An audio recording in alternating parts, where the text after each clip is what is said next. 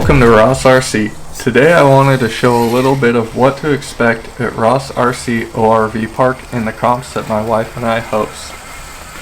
For me, comps really started so I could beat my buddy Cody in a local hobby town that had stock and mod classes. That was fun for a while, but I got to a point where I wanted more. I also really enjoy 10th scale comps, so I figured I could try to bring some consistency between the scales and how local comps are ran.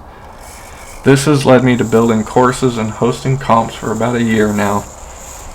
These crawling comps are time-based, but more for a time limit and a tiebreaker. They're more of a technical challenge to really test both the driver and the rig. We have Class 1, 2, and 3, all of which allow mods as long as you still meet class specs. It's more based off of tire size, body coverage, and scale more than stock versus mod.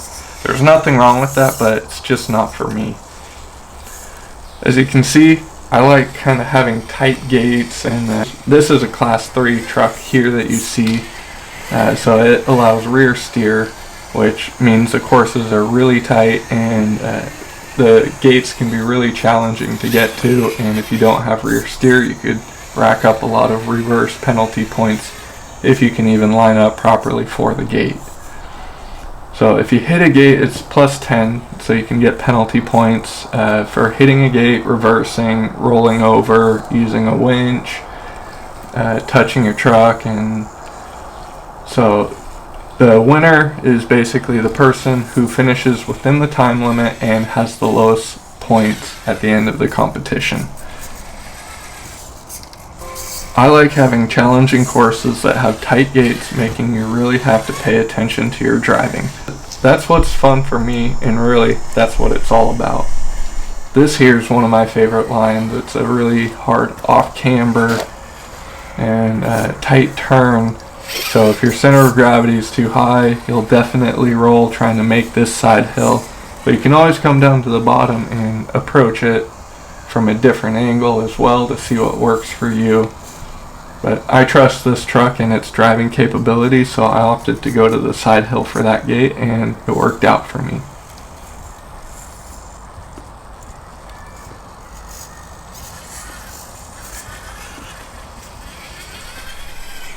And here we're just kind of traversing the bottom of the course, trying to get to the next gate. And this is an obstacle or a line where having that rear steer really helps kind of line up and get turned around while you're mid-hill to make the gate. If you didn't have the rear steer, trying to find traction and line up can be really tricky. And right here I slid down just as I tried to pass the gate, and so that would have been a plus 10 penalty right there for me.